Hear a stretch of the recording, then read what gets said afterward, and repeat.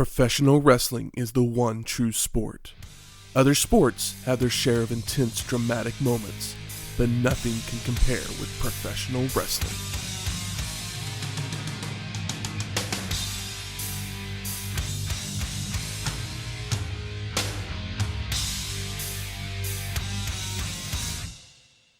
Welcome to Wrestling History X, where three friends come together to talk about the stories behind the matches.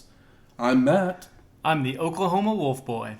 And I'm Tito Santana. Welcome to episode 99, Hardcore TV. The hardest core TV. In all of, I assume we're in Philadelphia? I don't know. Yeah, okay, in Philadelphia. But 99. Wild. Episode, wow. Can't believe it. I think my first was 62, 61, something like that. You were here emotionally the whole time. Yes, I was here in spirit. I was listening from afar.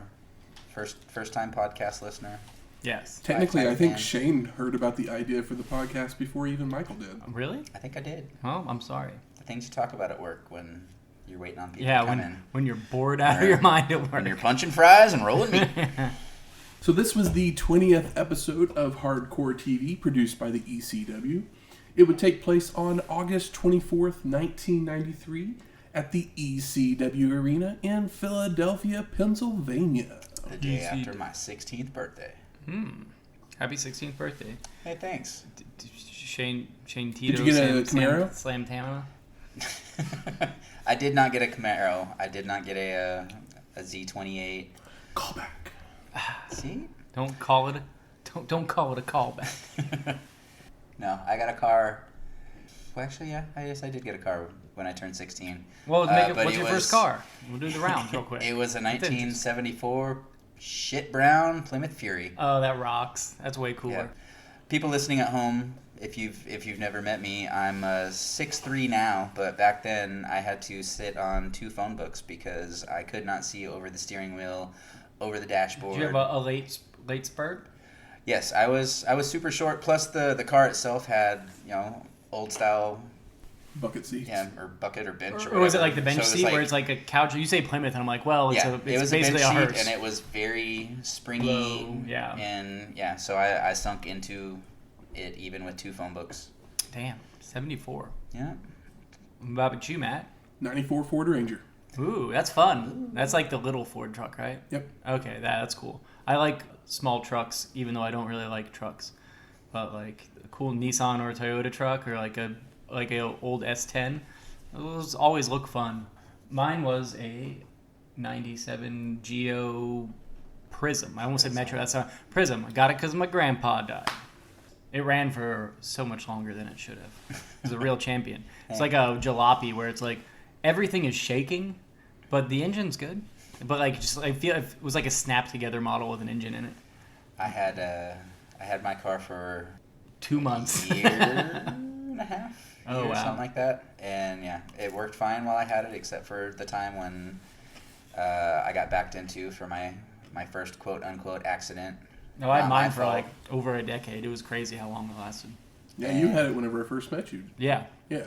Yeah, it was wild. I had that car forever. It just was a champion. Even after I got rid of it, my dad just kept onto it and used it because he never went far distances, and then, actually bought a real car because he was just like, I don't care. And then eventually it was like, I'm just going to buy something nice for myself. Yeah. I got 150,000 miles on mine, and then it hydroplaned one day into a guardrail. And, I'm glad you're okay. And damn. Damaged the entire thing. So I was like, mine held up good, and then I sold it to my cousin, and everything went on it like 2 weeks later. So, yeah. Corey, if you're listening, sorry, buddy. I hope you've gotten over it. I know I have. But have we gotten over being able to find stuff for Philadelphia, Shane?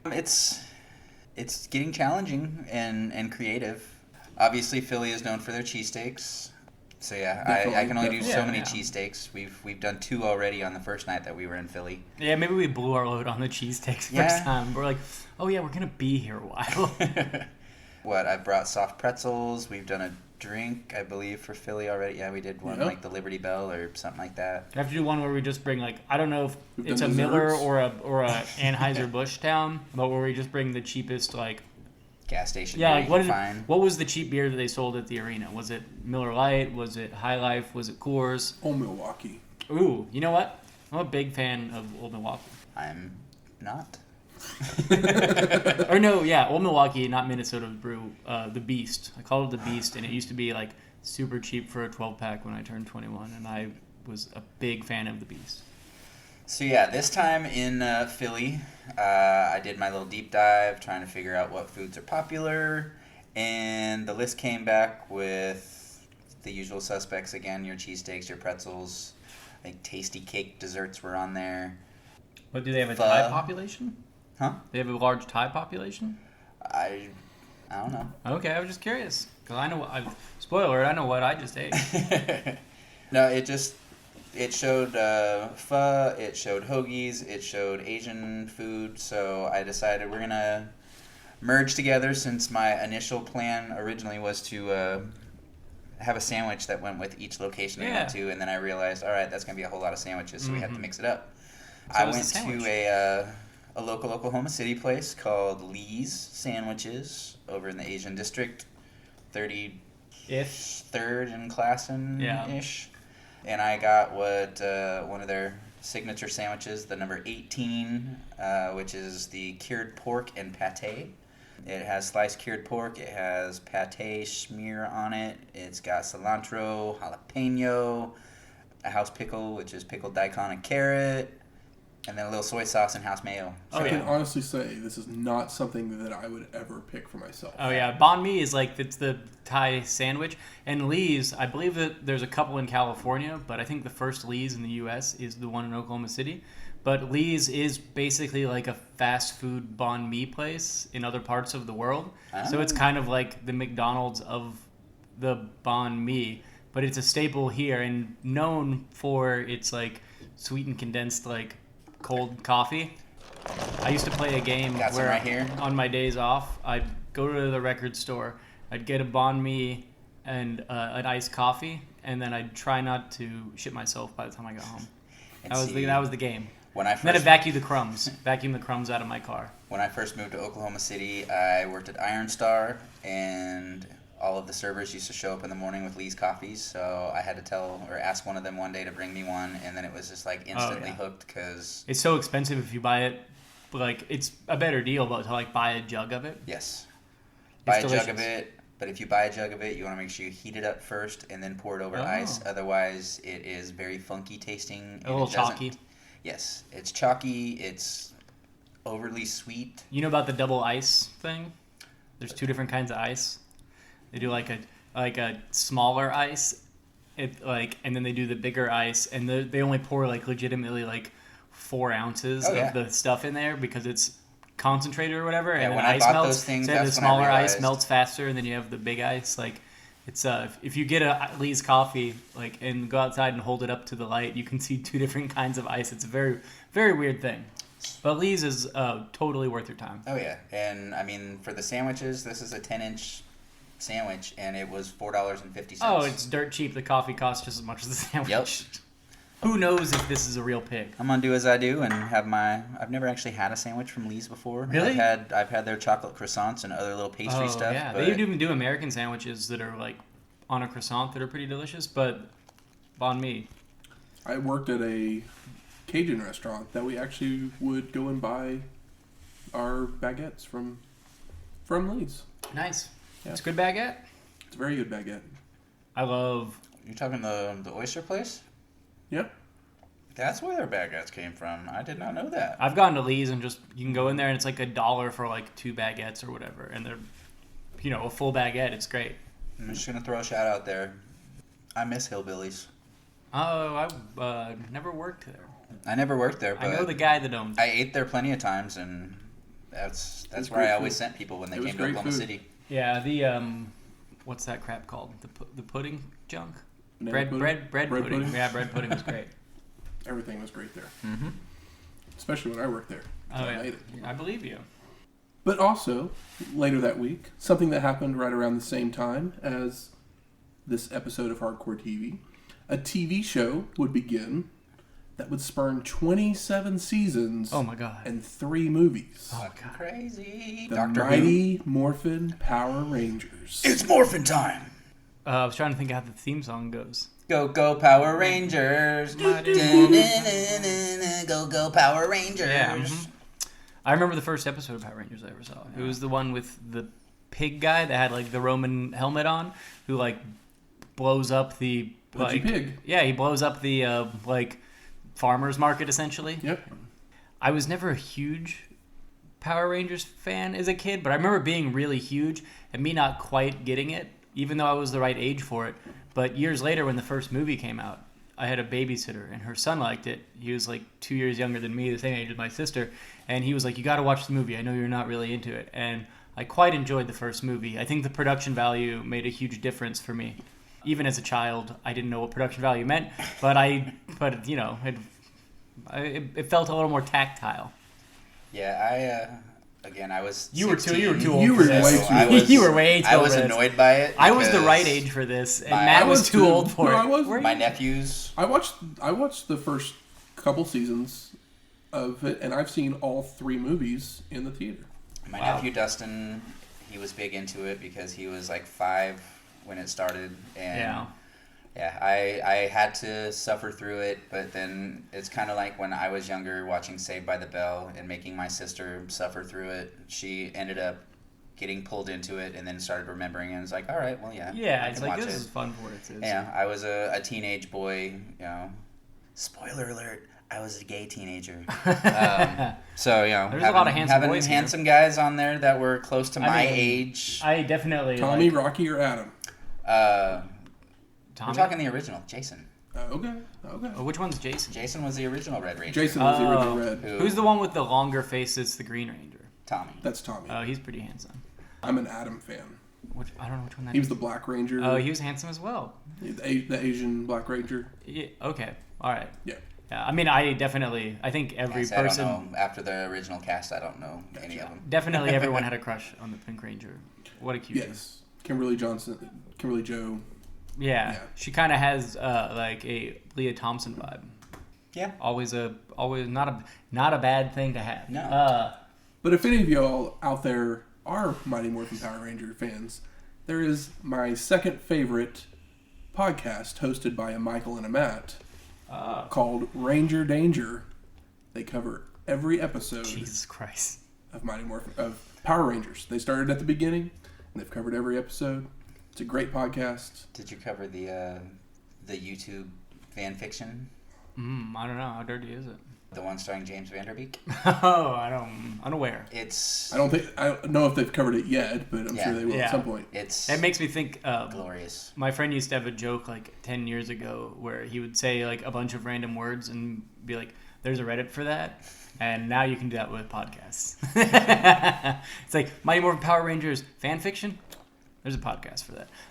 I do remember as a kid the height of the toys, like the ones that went together to make the like Mechazoid or whatever. What is it? Is that a Megazord. Megazord. And my cousin, who was I think the same age as me, but lived on the exact opposite coast. He lived in Long Island. I lived in like Sacramento. My dad would go to card shops all the time because he was always into like sports cards and whatnot. And in the 90s, you have comics and toys and stuff. So like a lot of those stores would have those things. My dad was on the search for one of the pieces of that, I guess, because they put them together for, my uncle and aunt to give to their.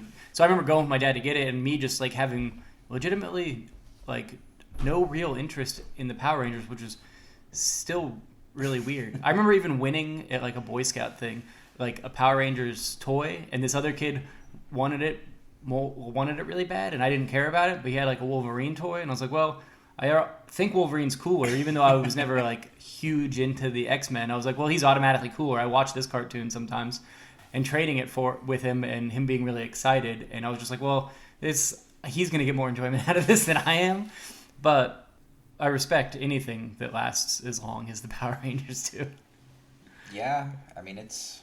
I guess I it's didn't still going realize strong. that it had that many seasons. There was a new season that that just started. And what's funny is, as a kid, I always noticed that Rita Repulsa didn't have, like, her voice didn't match or whatever, because I didn't know that all the action stuff was from Japan, and then the high school, like the Super Sentai. The Saved by the Bell stuff was shot here, and they mixed it together, and that's another interesting. It's one of those phenomenons that is a little bit more impressive than Pokemon, because at least that is like a legitimately good game, as opposed to like this weird like reinterpretation of an already ongoing product. It's fascinating. Let's find out if we can find anything fascinating on this week's episode of Hardcore TV. Oh, you know that we're getting into a Hardcore TV when our preamble goes 40 minutes.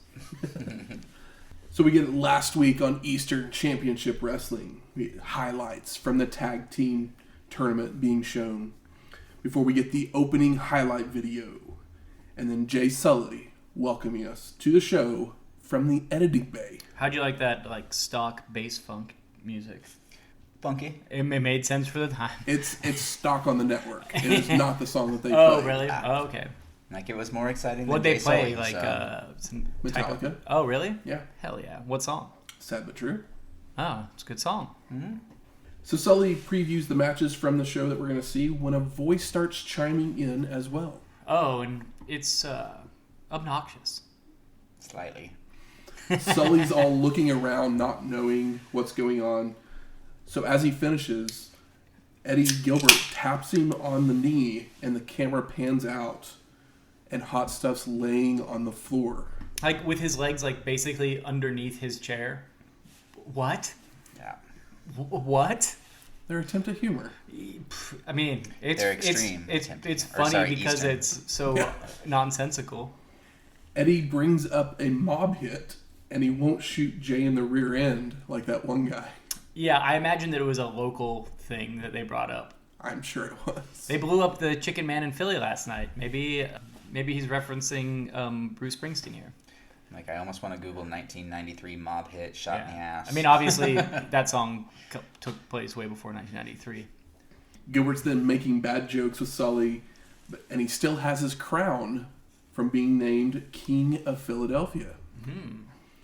Jay then tries to throw it to a commercial, but Hot Stuff wants to talk Ultra Clash 93. So you're telling me that Eddie Gilbert is a cop. King of Philadelphia. What? Sorry. I don't get that reference at all. It was just KOP. I was just talking shit. And Gilbert tells us that he's going to team up with Abdullah the Butcher versus Stan Hansen and Terry Funk. Ooh, Abby versus Funk. Who's bleeding first? I mean, I was like, sounds like a bloodbath. Yes. Is what we're going to get. Yeah, I'm down for it. Abby has so much Lots blood of cowbell that he can donate some. We come back from commercial, and Eddie Gilbert and Dark Patriot are in the back. And they tell us that they're ready for their matchup in the first round of the tag team tournament. And Patriot is mad at JT Smith, so they are going to take his soul.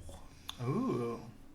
Dark Patriot went dark there. Yeah, he's he must be watching Taker matches for influence. Yeah, hopefully he pays the troll toll to get into JD's soul. Sorry, JT's soul.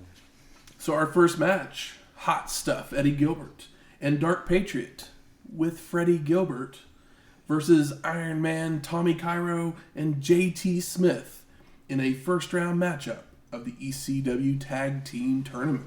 And who appears on the mic with Jay Sully? It's Don Muraco. Oh, yeah. The Magnificent one himself. Mm-hmm.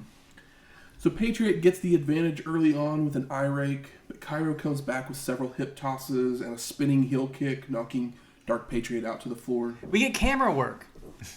Crazy. I'm so used to this like fixed cam business. Yeah. We get camera work, and I popped for camera work. Shot from 400 feet away with a shaky arm. This one went to the ringside, and I was like, oh my god. Back in the ring, JT tags in to deliver an axe handle to the arm, but Patriot makes it to the corner for the tag, only for Gilbert to be hip tossed as soon as he comes in. Tommy and Smith focus their attack on Eddie's arm when Sherry Martel comes down to ringside to stalk Freddie. I love you, Sherry. After he tripped up Cairo coming off the ropes. She looks so great coming down in her gold dress. She's not wearing scary makeup. Just looking like the boss-ass lady that she is. Exactly. Not fawning over some dude in the ring. No, she's out here like a fucking boss. Mm-hmm. Like Medusa vibes that Sherry deserves to. Like Medusa vibes that Sherry gave to her. Yeah, it's great. I love it. So the last time we saw Sherry was at WrestleMania 9, which was episode 88. First time we saw Luna Vachon as well, right? That's right. Martel ends up chasing Freddie back to the locker room, while Dark Patriot maintains control of Tommy. Paul E. Dangerously then comes down to ringside, while Patriot throws Tommy over the ropes to the floor. Dark Patriot goes up top, coming off with a crossbody, followed by a top rope double axe handle. Back in the ring, Hot Stuff with a body slam, but misses an elbow drop, allowing Cairo to make it to the corner for the hot tag. JT with a body slam of Eddie, left hand to Patriot, fall away slams on both guys, but then telegraphs a back body drop, allowing Dark Patriot to kick Smith and hold him, while Gilbert comes into the ring with a chain wrapped around his fist, only for JT to avoid, forcing Patriot to take the blow. I imagine that the chain was like one of those like ball chains with like an enamel hanger, like from 1993, like pre-Manson goth. Smith then comes off the top with a crossbody for the pin and the win. But oh my gosh, what could possibly have happened here? Hot Stuff and Paulie start complaining, and the ref finds the chain on Smith, so he reverses the decision to give the win to Eddie and Dark Patriot. And you know how I feel about this? I'm just like, whatever. That's how I feel. Is whatever, guys. Oh, that's yeah. Yeah. Post-match, Gilbert and Patriot look like they are having issues, with Dangerously trying to hold them together, but they shake hands to calm the emotions. And I'm like, cool pop for Sherry, but don't waste your time like this. Yeah. We then go to Todd Gordon in the ring, the president of ECW, and he introduces a debuting wrestler in Shane Douglas. Ooh-wee. I don't know who's excited for this. Who has two thumbs and is talking right now? This guy. Who has the same name, first name anyways, then doesn't really care yet. Oh. This guy. Boo. I mean, I don't know a lot about Shane Douglas. I'm getting in. I know the name. I know he's a good technical wrestler. Decent memories of Shane Douglas from his, little stint with Steamboat. And then I didn't really get to see him wrestle too much until later on when he made an appearance in WWF as a Scholastic. Well, you'll grow to love him, is what I'm saying. Scholar, not a Scholastic. As soon as Shane makes it into the ring, the entire Dangerous Alliance then come out to confront him. Uh-oh. Seems like a lot of guys. Paul E. takes the mic and says this crowd needs to learn what is deep down in the heart of Shane Douglas.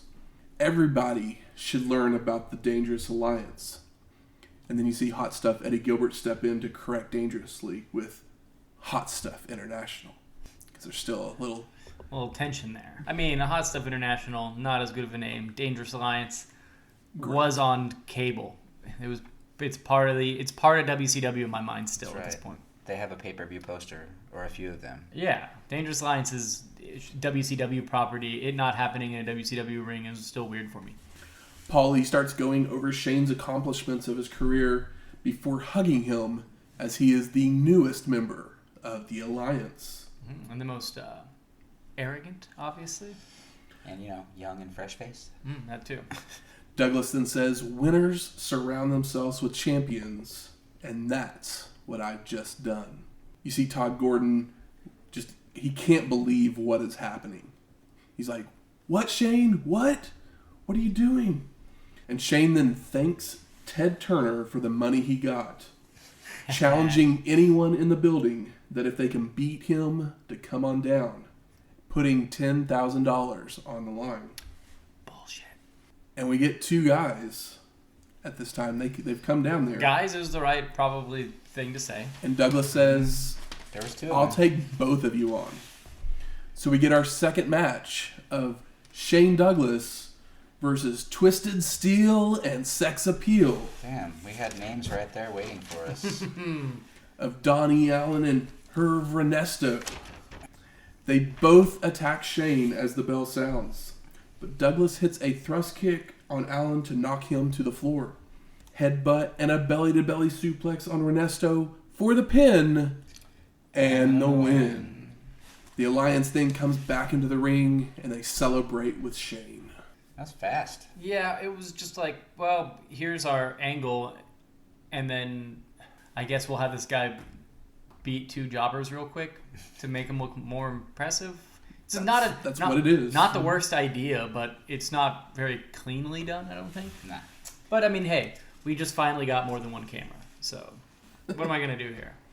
We then go to the Super Destroyers who are in the back, and they make fun of their first round opponent, the Suicide Blondes, calling them the Suicide Smurfs. Clever. So we're on to our third match, the Super Destroyers of 1 and 2 versus the Suicide Blondes with Hunter Q. Robbins III in a first round matchup of the ECW Tag Team Tournament. Now Robbins is out in the ring without the Blondes when he takes the mic. And Hunter says, I haven't made many mistakes, but letting the Destroyers get away was definitely one. To amend for my mistake, I told the Blondes to not show up tonight, and we forfeit the match. Aw, what a nice guy. Doing a fancy rich guy promo. He's about to offer up some cash. So, as I mentioned on the last ECW show, when the Suicide Blondes appeared, Chris Candido was part of the group, but he had left ECW. And at that point, basically, they decided that the Suicide Blondes weren't really a thing they wanted to get behind. So they just kind of broke them up. And this is how they did it. And this is how they did it. Not the worst way to do it. No. Robbins then reminds the Destroyers that he helped them to the titles, and he has a check for them if they re-sign with him. Destroyer 1 takes the mic and tells him to hit the bricks, and stalks Hunter around the ring when Robbins trips before leaving the ring. So Destroyers masked large men faces? At this point, yes. Weird. I guess so. Weird. Also, I should have been to Super Destroyer 3 again. Should have been. Should have, Could have could have, been. Would have. Still, I am in my heart. They need some colossal competition or something. Yeah, I guarantee I'm better on the mic than the Super Destroyers. Oh, this was their best match that I've seen them have so far. Rough, man. Rough. We go back to Jay Sully. He's in the editing bay again, and he says, if you saw Super Summer Sizzler Spectacular, you know that Terry Funk is the true king of Philadelphia, as it was stolen from him. Yeah. Funkster, baby. So then we head to our fourth match. The Canadian Wolfman versus Terry Funk. And we get Don Muraco back on commentary. He's back, baby. And the two men are running the ropes when Terry just lets the Wolfman just keep going. Oh, yeah. He just hits the ropes 3 or 4 times, running back and forth like the dumb wolf boy he is. Funk then starts working the arm while The Rock says, if the Wolfman is as tough as he is ugly, Funk is in for a long night. Funk's not the most handsome man either. No. I don't They even could know have if he's the most handsome Funk. This could be an ugh off, to be honest. Elbows to the top of the head by Terry, multiple body slams, and a leg drop for a 2 count.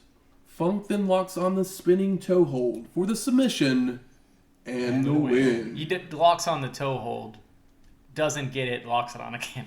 Just saying. And then just kind of stands there and humps the air. He doesn't quite get the first one. He gets the second one. We then go to Stan Hansen in the back. He says, me and Funk together in the ring as partners? This has got to be the first time in 20 years as partners. Gilbert had to go get Abby so somebody could stand toe-to-toe with us. Never take a step backwards unless you're falling forward. I was like, that's actually a pretty wise thing. Deep thought. Did you know that Duggan and Stan Hansen were apparently super visually impaired, basically blind? I mean, it makes sense. I learned that recently, but I was one of those things we never talked about. I don't know how true it is, but I heard it on a credible wrestling podcast where they're like, oh, if you're in the ring with Duggan and he's swinging that 2x4 around. It's up to you to move. Or like people was talking about like, yeah, Stan laid it in thick, but you know, some excuse was that he was blind, but he's also Stan Hansen. Like, of course he's laying it in thick. Or was that just, you know, an story going around of, you know, move or he's going to hit you? And it kind of makes sense because looking at Duggan when he does promos, he's got some weird looking eyes. We then go to the back, and it's Tito Santana. Arriba! What's up? Tito exclamation point, heart emoji, thumbs up. We haven't seen Tito since Royal Rumble 93, all the way back in episode 86. No stupid Matador costume today. And Santana says, Don Muraco, you made a challenge to anyone. And I was found by Todd Gordon. And I guarantee you one thing. I haven't forgotten when I took the belt away from you, the IC title, and I'm coming after you again. Arriba! Just happy to see Tito. Yes. Big love for Tito. I also love that they bring up their feud back in WWF. Oh, yeah. Got the same names. Vince doesn't give a shit. He's not paying him for anything worth a damn right now. And he also, this isn't even on his fucking radar. No. No way in hell. We then go to Don Muraco and Freddie Gilbert in the back. And Don's like, I know Tito likes shiny things. And starts listing all the things that are happening in the alliance. Oh, yeah. Don is here with a wild, like, dad vibe promo. So we get our fifth match. Tito's Santana versus the Magnificent Muraco with Freddie Gilbert for the ECW World Heavyweight Championship.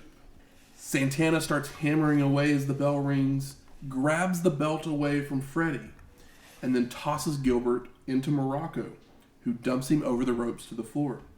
Don takes a breather to check on Freddie, but once back in the ring, the Magnificent One starts working the arm of Tito until Santana fires up, charging into the corner only to miss a splash for Muraco to maintain control. You gotta hurt that arm so you don't catch that forearm later.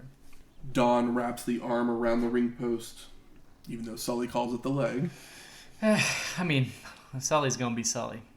Before hitting a shoulder breaker and a falling thumb to the eye. Goes for the pile driver, but Tito reverses it into a back body drop. Very funny here. There's some people in the crowd that have masks on, but there's a guy like legitimately with just a gimp mask on. It's like a leather gimp mask with like the zipper. I'm like, that's not a luchador mask, sir. He's a Super Destroyer fan. Even the Super Destroyers, I don't think, are wearing real-ass gimp masks. Double clothesline for the double KO. The Magnificent One's up to his feet first and tries for a body slam, only for Santana to cradle him for a 2 count. Muraco hits a power move of some sort as the video cuts out. Power move of some sort. But Freddie is then on the apron distracting the ref, even though Don is making the cover. The Magnificent One starts yelling at Gilbert, but stays on the attack with a swinging neckbreaker, only for Freddie to get on the apron again, distracting the ref once more. Freddie is terrible at his job, and he's kind of spectacularly terrible at his job. I'm kind of digging Freddie here. Muraco goes for another body slam, but Tito floats over, sending Don crashing into Gilbert. The Magnificent One then pulls Freddie back up onto the apron, only just to slap him back to the floor. I mean, Freddie deserves it. He's doing an awful job for Don. Santana then starts firing away, coming off the ropes with a flying forearm for the pin and the win. And new! What the fuck just happened? Yeah, I wasn't sure if Tito was gonna take it. I think Tito looks better with a belt at this point than Don does, but you know, at least Don had a good excuse in old skinny Freddie. So this would be the last time we ever see Don Muraco in a wrestling ring. Ooh, wow. Uh-huh.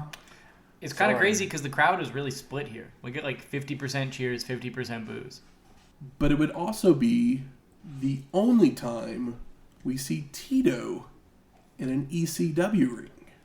Like there's not even tapes of him in the ECW ring again. I think if you watch the next week's Hardcore TV, he's on there. But like we're not that's covering the it, yeah. only other time that he's ever on an ECW show. He was probably like $80. I'm just gonna go home, guys. Well, I'm glad I didn't give him the Greg Valentine treatment then. This was not as quality as some of our later Greg Valentine matches, but this wasn't terrible. We go back to the editing bay with Jay Sully, and he sends it to an interview with Paul E. and Eddie Gilbert talking Ultra Clash. And Dangerously has this to say: "You know, if there's one thing about Todd Gordon, I got to admire myself, that he ain't stuck in the past. This is not wrestling the way it used to be, and the way you like. Oh no. This is the wrestling the way it's gonna be, and the way we know that you like it.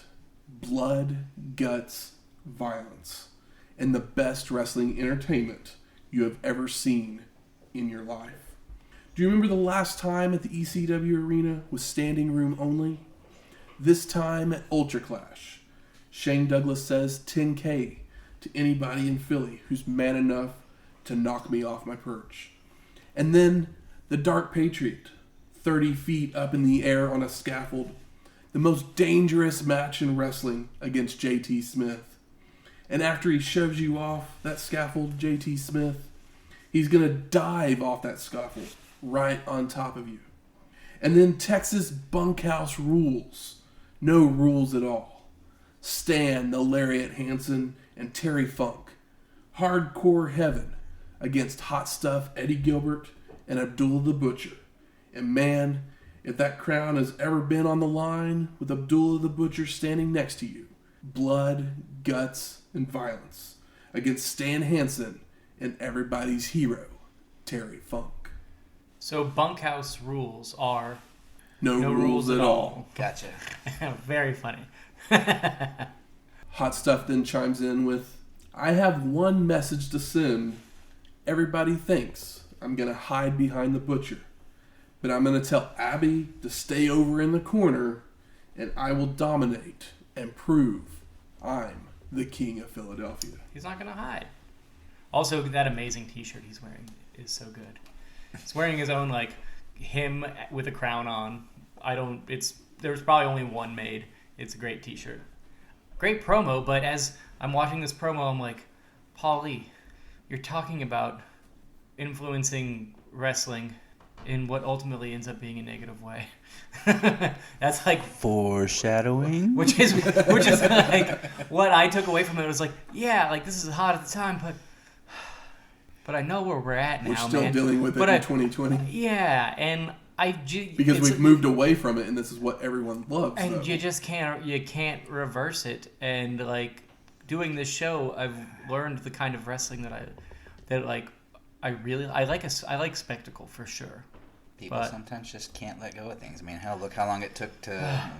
It took not having live crowds to get rid of Steve Austin's what? No what? shit. And yeah, people. I said. Yeah. What? Yeah. It's like, what are tables here for? No reason except for people to say holy shit. Uh-huh.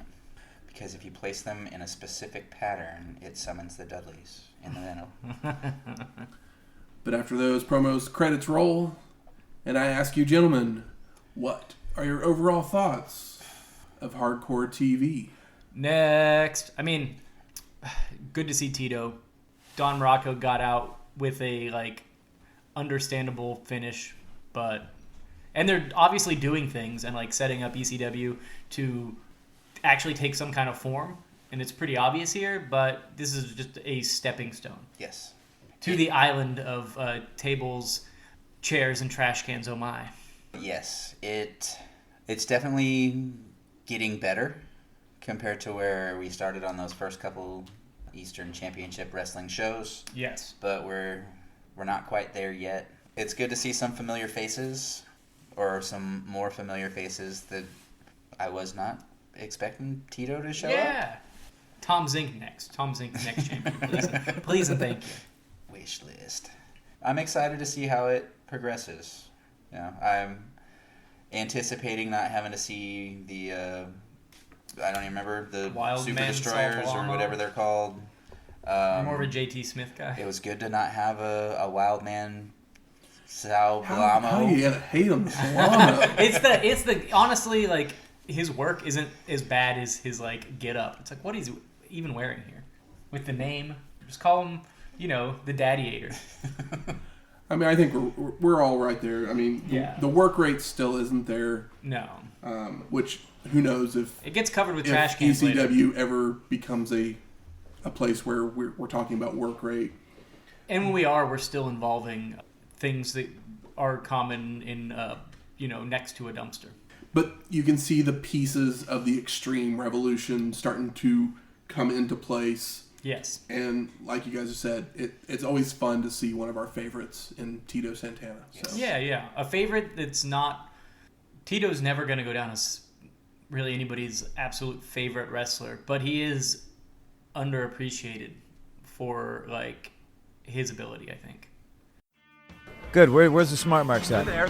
All right, fuck you. I think it's time we smark it up. So what are some of the best moments of this show for you guys? I think Eddie Gilbert is incredible at being fucking annoying. Because I don't even know if he's a good promo, but I hate him. I can't tell if he's good or if I just hate him. I can't figure it out, so that makes me assume that he is good. You know what I mean? Where it's like... I think he's a good heel. I do think that. Yeah, like it's just one of those... We've talked about that with Baron Corbin. Like, I don't know if he is bad at this or he's just eminently hateable. I don't think it's not go away heat from me. No, but he's obnoxious.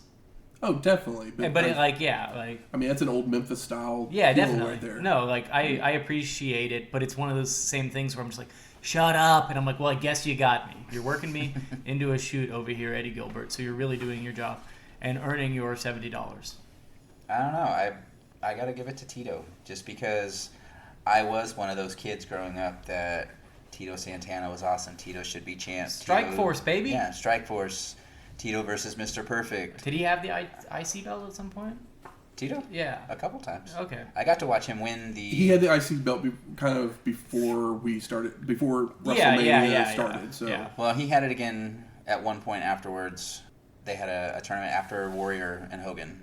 That's right. When Warrior dropped it, Tito and Mr. Perfect were in the finals for that. And I want to say Tito originally won it and then lost it to Perfect. I don't remember right offhand. But yeah, seeing Tito actually win the main championship, even if it's only one that's still growing, it was just good to see, because I never got that chance to see Tito as the top dog in the WWF for all those years. I mean, I know you kind of hated on the Dangerously promo, but I think it was good. I was only hating on it because I was just making a joke about how wrestling couldn't get away from that later. It's a great promo. It's probably my favorite moment. I was kind of just more shitting on like where wrestling is now, but it's one of those things where it's like, hey, like, shut up, old man. And it's one of the, like, I really shouldn't be even allowed to say those things because I haven't been watching. I never stuck with it like Shane did. He's a goddamn lifer. But I'm over here, doing like the backseat quarterback thing of being like, everybody's doing too much. Like, how could anybody get into this type of thing? So I'm just being the grumpy old man that I don't deserve to be. Grumpy old millennial. Mm-hmm. You got it. How about most disappointing? I got to play off of what Michael was going for before for his best. Mine is Eddie Gilbert. While he is a good heel, his promo stuff, maybe it's because he's holding a crown in his hand, but it's too Jerry Lawler for me. Oh, I mean, that's definitely. And it just became. It made me want to stop listening just because it was too repetitive and annoying. Yeah, his voice is not pleasant. Yeah. Which is kind of one of the parts about it. But whereas, like, I don't know if it's good or not because his voice is so unpleasant. But I'm like, well, it's got me annoyed. Like, I want to see him get hit, so he's doing something right. For me, the most disappointing, like, the Super Destroyer, that whole segment with them and Robbins and the forfeit, I was just like, yeah, that was. You guys literally put this on TV. Like, did this need to be on TV? They're trying to build something up, and these are guys that they've based on the things we've watched, like Cairo and those guys, and they've been Super Destroyers. They've been big parts of this show that is basically all mid-card plus Terry Funk, Muraco, and Santana. And then Eddie Gilbert is like your king of the mid-card. But like These are staples at this point, so you know you What are can't. you talking about? Gilbert's the headliner of ECW at this point. Yeah, He's yeah. the king of Philadelphia. The cop. How about best performer of the night? Honestly, Freddie Gilbert gets a best supporting actor for that last match. Because it's like, what are you doing? And then Don Muraco getting upset. I mean, I'm going to give it default to Tito for getting the belt, but it's not by no means the greatest Tito match. No. Or Don Muraco match, but... Like, part of me wants to... I'm sure Brian Pillman is still wearing a sandal. I kind of want to give it to him. Brian Pillman's sandal. Yeah, I mean, Tito finally won the top belt in an organization that he was wrestling in, so I got to give it to him. Yeah, just because Ariba, baby. Yes. How about... And Jesse wasn't there to call him the Flying Burrito. Or Chico. Yeah. I mean, I could have. I'm glad you didn't, because I would have corrected you. I mean, it's definitely Tito. I mean, that performance, getting a resemblance of a match out of Muraco at this point is, you know, hard to do. So yeah, and that's probably like a more of a mutual respect thing than anything. Absolutely. How about most surprising? Shane fucking Douglas shows up in ECW, and I love every second of it. And see, I was gonna say Sherry fucking Martel, and then like when they said Tito was gonna be here, I was like, Tito. I'll be honest. The Martel showing up was probably the bigger surprise for me. Yeah. But I love my Shane Douglas. So. Yeah. Making their way to the ring. It's trivia time. Woo! So this week, the category is What Happened When? What happened when? So I will give you a show, and you have to give me the last match of the event. And this is where I lose my points. I think I won one of these before. Yeah, I'm sure you did. Yeah, I think this is the one that I was like... Clash of the Champions 21. How did you pull that out of your Yeah, ass? yeah, we were flabbergasted. Matt had to double check his notes. Make sure that somehow he checked his notes to make sure he didn't put the answer in his notes. Well, hopefully that we have copies of. Another one of those situations where it was a show from like 3 weeks ago. Yeah. So if you give me the answer without multiple choice, you get 5 points. If you do it with multiple choice, it's 3 points. So, the show I need the main event for, the show is WrestleMania 4. The main event? The main event of WrestleMania 4. Savage and $1 Million Man. That is correct. Would not have guessed that. I figured it was still Hulk at this point. Huh? What was Hulk's match Hulk was on there. He wrestled Andre in He wrestled Andre in contest or the whatever. quarterfinal, and they did the double count out. That's what it was. Okay. I see. I don't And remember that at all. So DiBiase got the bye to the final. Hogan came down there to help Savage celebrate and, swing a chair. Stole the thunder. This is like the beginning of the Mega Powers? Yes. Yeah. Yeah. So Shane gets 5 more points. Woo-hoo! Yeah, I don't even remember DiBiase Savage, and I feel like I should, because that sounds great. So Shane's got a double-digit lead at this point. I know. Dang. Next week, SummerSlam 1993. Woo, You doggies. guys ready to Oh, yeah. slam during the summer? Of course. You know it. Again, it's SummerSlam is my birthday show, Yeah. so we'll just continue my birthday celebration from when I was 16 next week. Hogan's in paradise, so am I. Music from this week's show is Sad But True by Metallica. And Tito Santana was the winner of the main event. And his theme music for ECW was La Bamba by Ritchie Valens. For some reason, I was going to guess Lowrider. Wow. That's racist. And La Bamba's not. I think Lowrider... I didn't pick Lowrider La Bamba. is namesist. I didn't Yeah. pick La Bamba. He did. I think You called me Lowrider. I think Lowrider is more ECW appropriate. Yeah. I mean, come on. Morocco's was Blue Hawaii. Like, that's right. not a wrestling theme at all. No. If you like this episode or any of our other ones, please go out there and rate and review us on iTunes, Stitcher, Google Play, or wherever you find your podcasts at. You can always hit us up on our email at wrestlinghistoryx@gmail.com with any questions, comments, concerns, recipes. We like those recipes. Next week we're going to We Michigan. Yeah, we're going to Michigan. Is this our first Michigan? I believe so. Wow. At least since WrestleMania 6. No, 6 was Toronto.